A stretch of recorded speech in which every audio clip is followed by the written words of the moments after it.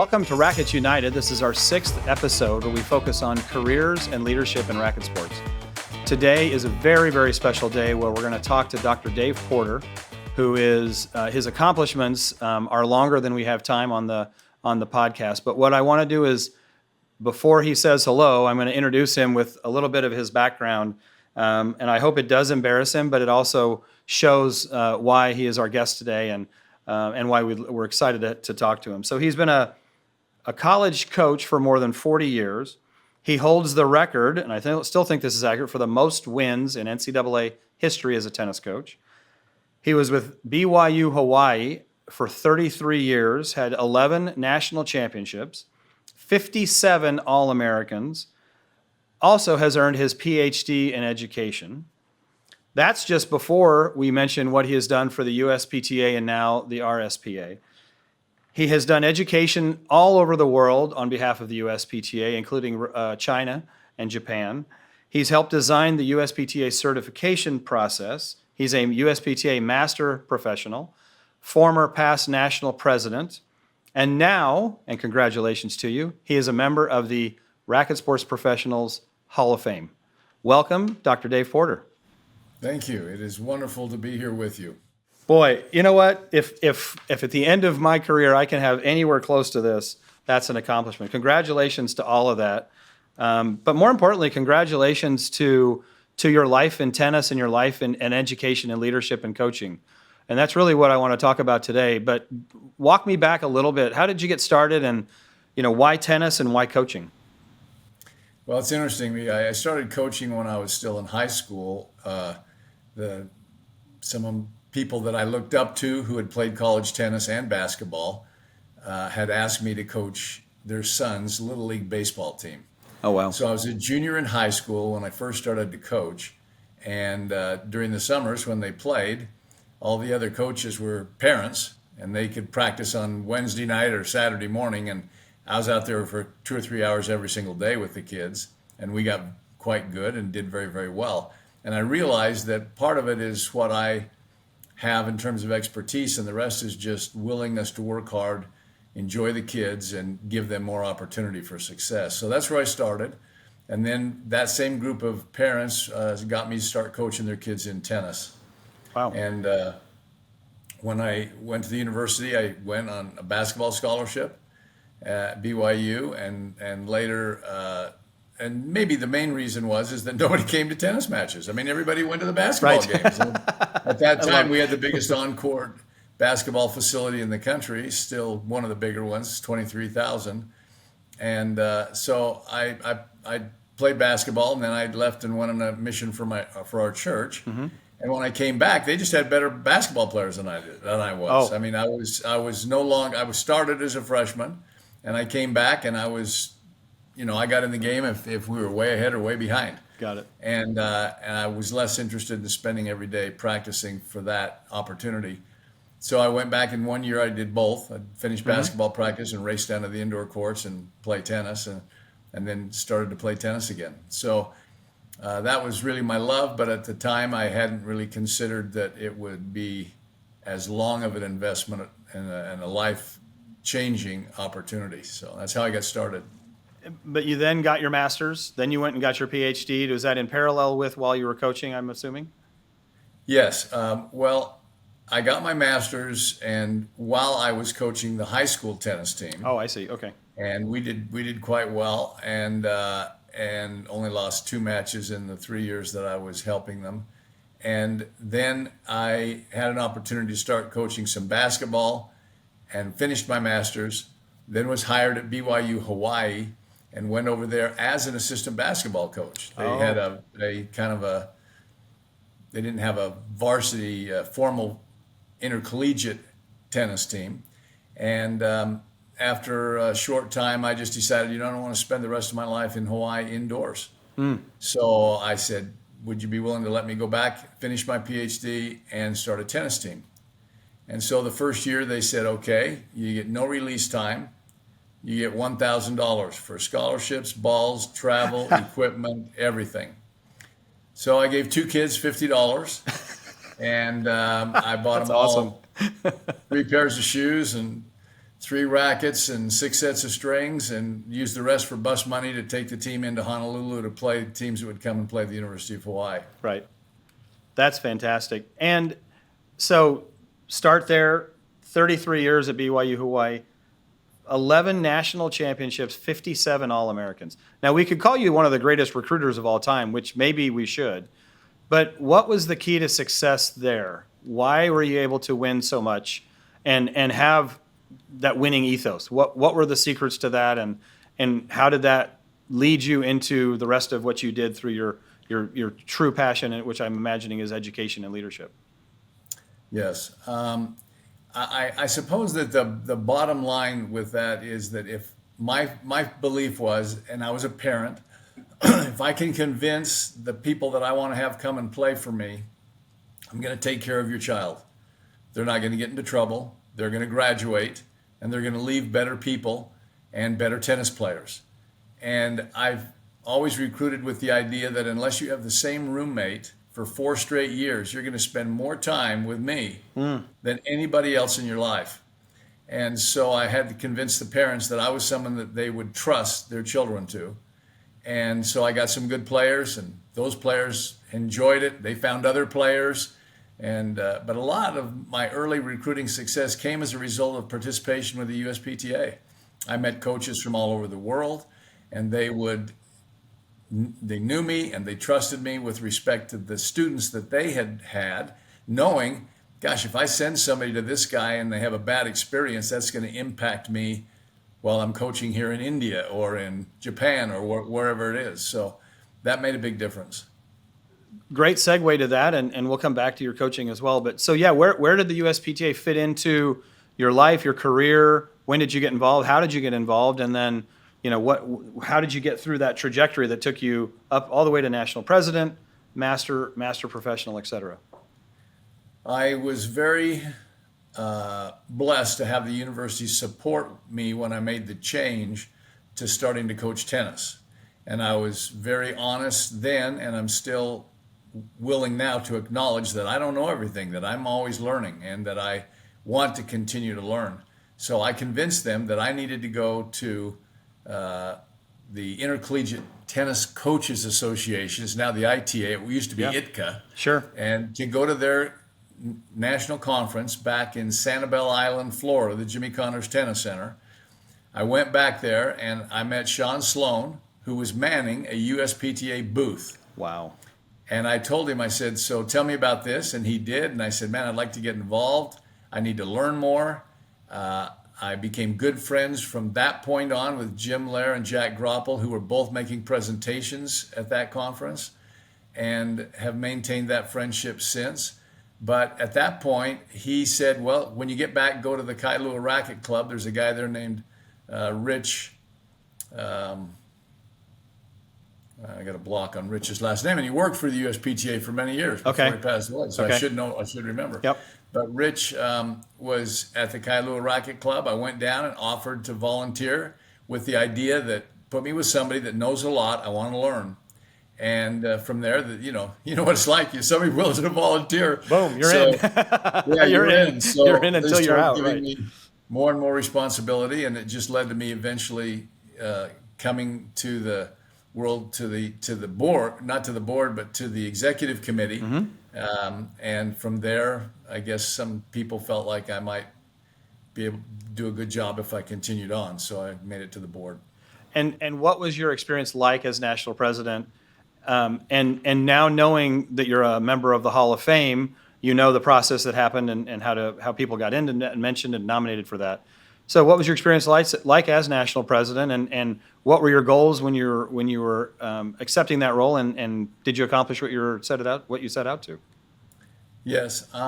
My goal when I first got on the board was to implement things that I thought could be improved in our testing program and certification process. I felt like the test that we used was good, but that it needed to be updated. When I joined the association a couple of years before I became a executive committee member and then a board member, we were taking written exam, and all the questions were essay answers, and that took George Basho weeks to grade everything afterwards. So I suggested that we move to a multiple choice type test, and of course they thought that was a great idea as long as I was willing to write all the questions. So I had an opportunity to be involved in putting that together, and some of which were great questions and important, and some, looking back, may not have been the best thing. But it was a beginning of moving in the direction of streamlining the process. And when I was president, my goal was to really, there's recreational coaches and there's developing coaches. And my philosophy, and as a college coach who had some very good players, my goal was to teach. I figured if you can teach a high-level player, you can teach a beginner, and you can teach a recreational level player. But if you can only teach a recreational level player, you may have a hard time when you get someone with a very, very high skill level. Right. So my goal became to focus my skills on having world conferences and speakers that I thought were on the higher end of the improvements made in the game, and let the coaches take from that those things that they thought would be most valuable to them in whatever circumstances they were in. Do you feel like you were able to accomplish that, or at least make good progress towards that? I believe that we made some definite progress toward that, and I felt good about that. It was not all sunshine and roses. There were those who felt like, we'd have Rick Macy or Nick Bollettieri or Emilio Sanchez or, Martin Baroque or whoever the speakers were that would come in, and they would do great jobs. But some of the coaches thought, well, the people that you have demonstrate this are players, so all the drills work, but the people I'm working with can't do the drills. So we tried to show and modify it, and I think we have somewhere a film that we used to use that shows Emilio teaching the same drill to a tour player. Oh, wow. An entering professional player, girl that's just starting her futures, and then a good high school player, a 6-year-old child, and about a 75-year-old slightly heavy woman. And so he's showing the same drills at whatever level. So the idea was, listen, you can gather from this whatever you want, but if we make the drill only at the beginning level, it's harder to transfer that to someone that has skills. So why do you think that was such a struggle? Because I don't know that that's changed so dramatically now. I think you do look at the pro tour players and you look at their coaches and you see some examples or you see videos of how they do that. But I think that translation's still really tough for some. Why do you think that is? Fear. Okay. Yeah. I think that the coaches are afraid. I don't have the skill, personal skills, to demonstrate all of the things that I believe that I need to teach. I'm uncomfortable with acknowledging that I don't know everything and that I have to learn new things. I'm comfortable with teaching the way I was taught, and it's been working for me so far, and everybody at my club loves me, so why do I need to change? My book's full. Yeah, exactly. And I certainly believe that, no, we have to continue to grow with the game if we're going to be on the cutting edge of tennis, which is what I believe our association should be about. Well, we certainly agree on that one. Where did you get your love for learning, and who were your mentors or your advisors growing up and that kind of helped form you, and who did you bounce ideas off of and get advice from? Well, my coaches were always, and my father, who was a professor and got his doctorate at Cornell, and he taught there for a while in the Ivy League. It's just education and academics has just been a part of our family. My brother holds the IBM chair for government at Harvard's Kennedy School right now, and he was a Rhodes Scholar. And so our family's pretty much always been into education and believe that you can't get too much of it, and that the more you know, the more options that you will have. So I've always been a belief in academics, and that's why I had a very high rate of graduation among our players, because I wouldn't let them practice if they were behind in the classroom. Love it. But are you the best tennis player in the family? My brother wouldn't ever acknowledge that, but I would say of my family, yes, my sons both take care of me pretty easily Oh, now. okay, okay, that's funny. So obviously the landscape of tennis has changed. The landscape of college tennis has changed dramatically since you started and are still kind of dabbling in it now. What have you seen are the biggest changes in that? How do coaches need to adapt to that as well from the college level and even from the junior and the high performance junior level to adapt, from a coaching standpoint so that they can help those players achieve what they want to achieve? That is a really excellent question, Brian, because the biggest change is the attitude of the kids and money. And with the NIL and with the opportunities that they have to transfer with no penalties, where in the past if you transfer within the same conference, you lose a year. You have to sit a year and lose a year. Right. So you went to a school, you made a decision, you went there, you stuck there, you graduated from there. The coach got to know you and taught you and developed you. Now, it's not so much about the coach as it is what can you give me, and that makes it a different type of challenge for developing a player when you know that somebody down the road is willing to give them twice as much money as you are, and they're willing to say, "I'll learn on my own, but I want that money." Right. Are the players better, or is Absolutely better. what have you I seen don't as the think biggest they're necessarily improvements? better people. Right. Yeah, But I think that they're better players because the game has changed and the players are bigger, faster, stronger. The equipment is better. The training methods are better.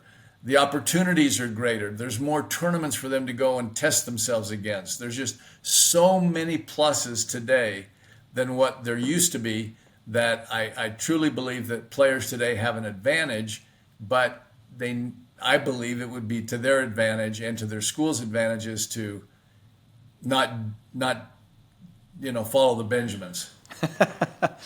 Yeah, that's a hard conversation with a family as well to think, well, there's an opportunity over here, but I really like you and feel like I could grow as a person. But on the other hand, chasing the Benjamins is where my head is right now. It's hard to talk them out of that when that is the primary focus. Yes.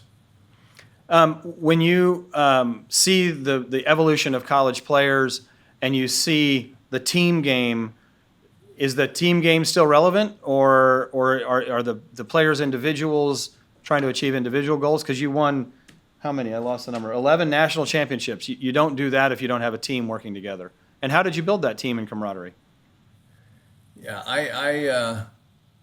I truly believe that the ability to get players to enjoy what they're doing and not feel threatened and realize that their opportunities for the future don't depend necessarily on what number they play or who they play, but what they have become as a person and as an overall player.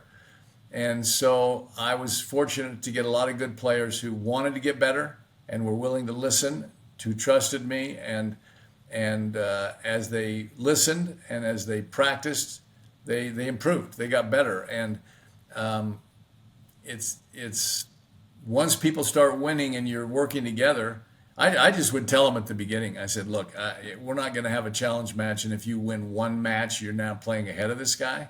I said, if I think you're better, you're going to play there. And I'm not trying to. At one point, our women's team was so good. I mean, it was frightfully good. We had the highest ranked women's player on the tour in the United States, other than my team, was the number one player at Stanford. She was 305 in the world. She ended up marrying Michael Chang. Oh, okay. And I had 3 players ranked higher. I had 2 that were in the top 200. Wow.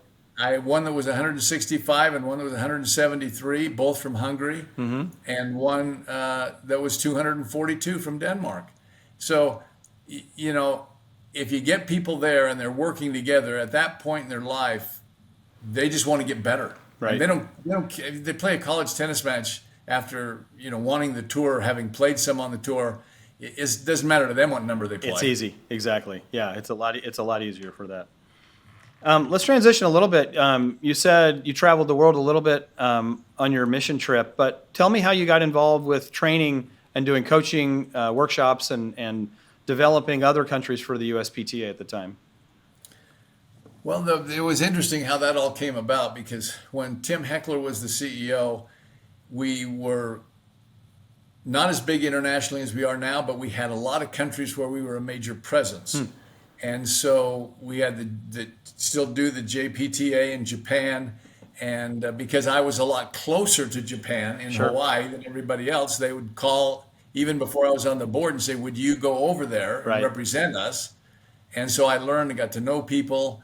I spent a couple of weeks with George Basho in Southeast Asia, testing and working with people and players. And once you become known to any extent, it's easier. You have a base. You've met people, and you know the players, and so if you work with players and they find success and they acknowledge what you did to help them, getting players that aren't quite as strong as they are becomes much easier. Oh, it's terrific. And so how many trips do you make? Do you remember how many times you were over there doing trainings and stuff? I know we've had a relationship with them for over 20 years. I went to China starting in, the first time I went was on the anniversary of the first year anniversary of Tiananmen Square. So 1990 was the first time I went. Wow. And I think the last time I went was 2017 or 2018 before COVID. Holy cow. And I probably went at least once a year and sometimes twice a year. So 30 or 40 times for sure I've been to China. Phenomenal. Been to Japan half a dozen times, Taiwan a half a dozen times, South Korea, Oceania in terms of the ITA's training center, the ITF's training center in Fiji, and all those South Pacific players. So, it was just an opportunity to go and help. And my feeling was, this isn't a burden, and I'm not making money. Sure. Yep. I mean, I'm learning, and Right. I'm making connections with other people. And I suppose that's what I've enjoyed the most about it, is meeting and connecting with other people and continuing to learn from them. So that's a perfect transition. I was just going to ask you about the network you've built being part of the USPTA and what that's meant to you, and how that has not only helped you, but how you have actually, kind of forwarded that on to others, and what have you done to help others in that network. I think that's an undervalued piece of who we are and what we do. If you could talk a little bit about that, please. Yeah, the USPTA and RSPA now, USPTA at the time was something that I believed was a high-level organization, spiritually, economically, educationally. I felt like that someone who was active and made connections with people that they met, that they could draw upon in the future, that those kinds of people were the ones that were going to be successful. The ones who wanted to hold on to their drills, hold on to their information, not really do a lot of sharing, found less success, in my opinion. So I was always willing to share whatever I knew, and always would ask. I mean, some of the best drills that I even use today, I got from people that took tests when I was a tester. I go, wow, that's a great drill. So I'm learning from those that are just trying to become a part of the organization. So we have we have sort of a statistic. If you stay 2 years as a member, you'll probably stay for 20 or 30. But if you don't, you may only stay for 2. And what we find is, you need that connection point. You need somebody, whether it's at your division level, you go to a workshop, you go to a conference or something like that. How did you see those connections build, and what advice would you give to new professionals today and how they would build that network? I would have them first look at what they feel confident teaching and knowing and sharing, and what they feel deficient in. What do I need to become better at to help my students, my players? And if I realize, I'm pretty good at this type of serve, but not so much that type of serve, mm-hmm. I need to find somebody that knows more than I do and help me with my students and teach me how to be able to do it. And some that you would ask for felt threatened that you were going to steal their material, but most of them were more than happy to share. And my feeling is everything of importance has been said by someone who didn't recognize it. Exactly. And so it's not like it's yours. You got it from someone else somewhere. So share it. And when you're willing to share, they're much more willing to give. Yep, there's absolutely right. It's that willingness to connect with people and break down the barrier of threat and make it comfortable and safe. And you're right. I mean, most people are certainly, and that's my experience. You know, I grew up in the Dallas area, and my certification was in the Dallas area with John Ingram, who I'm sure you've known for years. And, you know, that whole thing, that whole group and the camaraderie that the Dallas pros had was something I wanted to be part of. Like that was something I aspired to be, and I wanted to keep up with them. So I wanted to learn and things like that too. So I'm with you there. Is, you know, find your deficiencies is a great way to start that connection and start that networking, because it'll help you in a couple different ways. I remember one guy that asked me, he said, listen, I'm having trouble teaching my student this backhand. Can you come and watch? I said, sure. So I drove out to where he was teaching, and I watched for a while, and he came over to the side and he said, Dave, what do you think? What should I do? I said, you know, her biggest problem is she hits it just like you do. And I kind of, patted him on the shoulder, and I said, you know, you need to change how you hit it, because they're watching you. Even if you're not saying it, they're watching what you do, and you're their idol, you're their mentor, you're their coach, and they're trying to emulate what you do. So I always felt like I needed to work on my own skills. I needed to be able to demonstrate what I knew, and that if I could get other people to be willing to say, I don't know how to do this very well, can you help me? That everything went better. That is fantastic. That's a great story. But that is the key to it. We all teach like we learned, and then unless we do open that mind up, or we do go, you know, fill in those deficiencies, or have somebody tap you on the shoulder and say, hey, have you thought about this? What a great idea. What other great memories do you have from conferences, from USPTA experiences, great people, and what other stories maybe you want to share with us of your best memories? Well, I would say that people like Jim Lair and Jack Groppel, to name two, and there's many more, Martin Baroque and Emilio Sanchez and those that were on that high performance committee that we had for a while, they were more than willing to help. And when they would, I mean, before I was on the board or anything, I was just a college coach out on the far side of a small little island, and I'd call them and I'd say, could I ask you a question? And I mean, Jack Groppel ended up writing out, sending me all this stuff on periodization and all sorts of stuff that he was promoting at the time, which I used and really tremendously benefited us. And he was just willing to do it. And I thought, here's this guy who's so nationally well known, who's willing to give his time to a nobody, who's just a small college coach out in the middle of nowhere. And I want to be like that.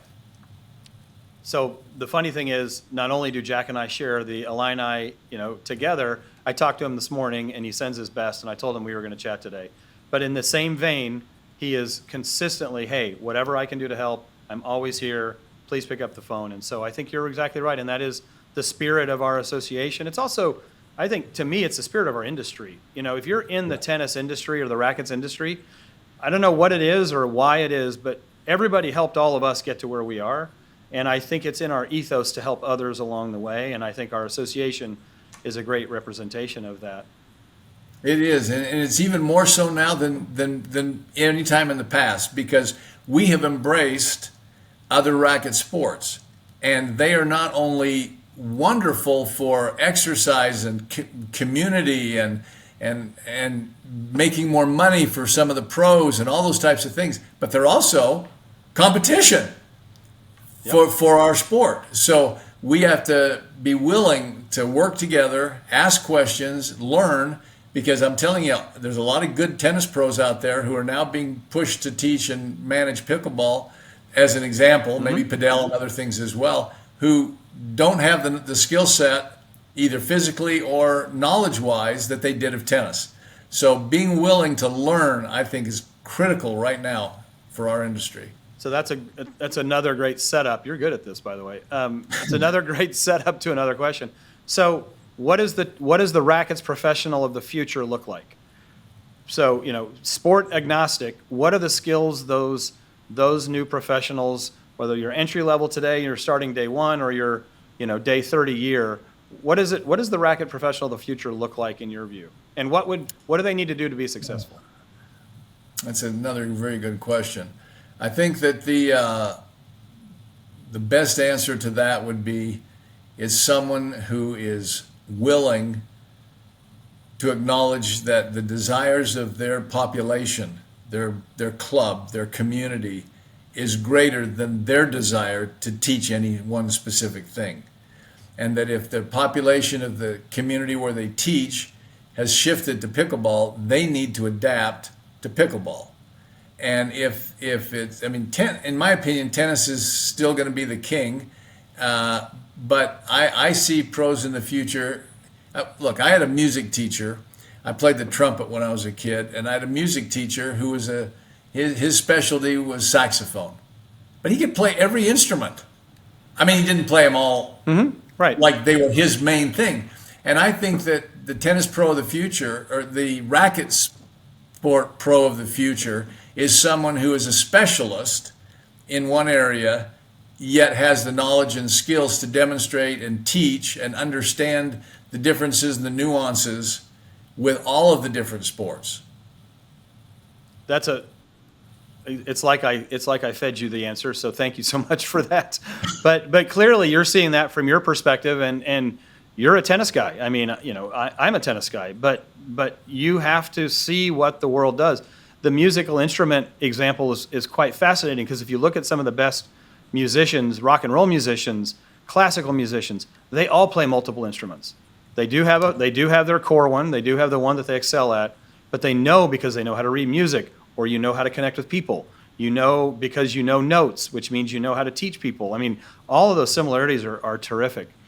But you have naysayers. What do you say to the people who are, I hate these other sports. It's got to be tennis only. What do you say to people like that? So, there'll come a time in your life when you don't have the same level of mobility, or the people that you want to play with don't have the same skills that you do. And because of that, to me, I was a physical educator, right? An exercise physiologist. The best part about some of these other activities are more people are playing. Tennis is one of the hardest sports there is. It's not really very fun until you're pretty good. That's exactly right. And once you're pretty good, to me, it's the best thing going. But until you're pretty good, yes. And yet, racquetball, pickleball, handball, squash, you can have a good time first try. Correct. You go out there and that was fun. Let's do that again. Tennis, oh my gosh, I'm no good at this. So I think getting people to exercise. We have an obesity problem in this country. Getting people out, exercising. We don't communicate one-on-one with people anymore. We do it all through texts and phone and over the phone. Face-to-face, we're losing some of that. Yet this brings people together. They talk, they have fun, they enjoy one another, and they share all sorts of things that I think are beneficial for society. So I'm a tennis guy, and I'm number one and forever. But I think there's some great advantages to our population of people through some of these other activities. I've said often, I miss the boring part of the tennis industry. I left in like the early 2000s, and in between there, starting in like 2017, all the way through now, you have this emergence of these new racket sports, which has created new jobs, new facilities, new opportunities, new consumers. And now the topic of racket sports is happening everywhere. So, one of my answers is there's never been a better time to be in racket sports, because the consumer actually makes all the decisions. They have all the money. And if they have all the money and they're going to pay, like you said, the population can change one way or the other, just like they change from SUVs to small cars, from gas to electric, or wherever, wherever that direction could go. You are now a member of the RSPA Hall of Fame. Talk to me about how that feels and what that means to you, and how you've shared that with others in the short time that you've learned this, and what that means for you going forward. I am humbled and honored to even be considered to be in the Hall of Fame. And my wife's told more people about it than I have. I don't like. It's just not my personality to call somebody and say, "Hey, I'm in the Hall of Fame," or something like that. What's new with you? Oh, not much. How about So that's something I'm not.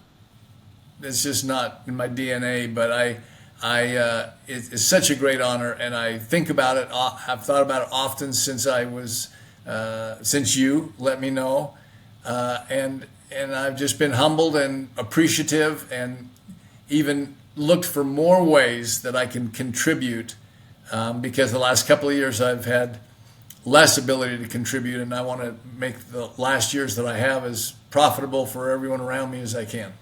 That's amazing. Well, it was a fun call to make, and I'm really glad that I had the privilege of doing that. We have had some greats in our industry: the Bradens, the Vandermeers, the Balateris, the Porters, and many that I haven't mentioned. Is it important that we find those new keys, the Morteglues, some of the others, or is that not as important in today's industry? Is it more about the network and everybody working together? How do you see that? Because they were so prolific in our industry, coach the forehand like Vic did, and the connection that Dennis had with many of his players, and your preeminence in coaching and things like that. What are your thoughts about some of those names and icons that we really don't have today in today's industry? I think we need more of that. I think that it's good to have people to look up to. And I think that we're now in a society that tends to be more about me than about you. And that when we have the people that you talked about, Vic and Rick and, all those people. Oh, yeah, Jack and Jim and Rick Macy. I mean, there's so many of them that are icons. It's nice to have somebody that you can look up to, and especially not one of those I ever turned down a phone call from me, and that was before I ever won anything or did anything. They were just kind of people that they were, and they wanted to grow the game, and they helped me, and hopefully I can help others. But I truly believe that we need people to look up to, and that everybody's not pointing at themselves saying, "Look at what I do, and I'm right, and only my academy is the one to come to, and I'm the only one that can take you where you need to go." I'm sort of you sort of led that up a little bit, but I think you were suggesting that we do need those still, and I totally agree with you. We do. We need the thought leaders, and I think in our industry where there is change and there is a dynamic industry, we need those thought leaders, if for no other reason than to be champions as well. But it's also, like you said, to answer phone calls, to be a resource, but somebody to look up to, because I think that's, to me, at least when I started, my first job out of college was teaching tennis, but I looked up, and that was an aspirational career for me. And so was my mentor, and so were the people that I grew up in the Dallas area. But if we don't have those aspirational figures, this as a career doesn't maybe seem so exciting and so enticing. So I don't know your perspective on recruiting people into our industry as a career, but from the fulfillment and reward that you've had, to the thousands and thousands of people who do this every day that get so much reward about changing people's lives. How do we tell that story, or how do we pitch the next generation to want to be a professional in the racket sports area? It's another good question, because entry level is not as lucrative as some other areas. And right now, I think our society is focused again on money, how quickly I can move up the ladder. Not a total unwillingness, but a general unwillingness to pay their dues and learn and develop until they want to be directors of tennis in a year and a half. they don't want to stay teaching and growing and learning, and after 2 or 3 years have this opportunity come to them. They want it all right now. And I think that is something that good mentorship can maybe help change and make them aware that what they're learning in that process is much more valuable and will make them much better teachers and life changers than just getting a position and a title and a little bit more money. Yeah, we've lost the concept of apprenticeship, and that used to be all we ever did. Your first job, in history, nobody wrote anything down, so you had to follow and mimic and learn along the way. But we don't do that anymore. You're right. Hey, sorry, sir, you're on day 4 of your new job. You're not a director yet. I think we need to have a little bit more perspective, like you say. Yeah.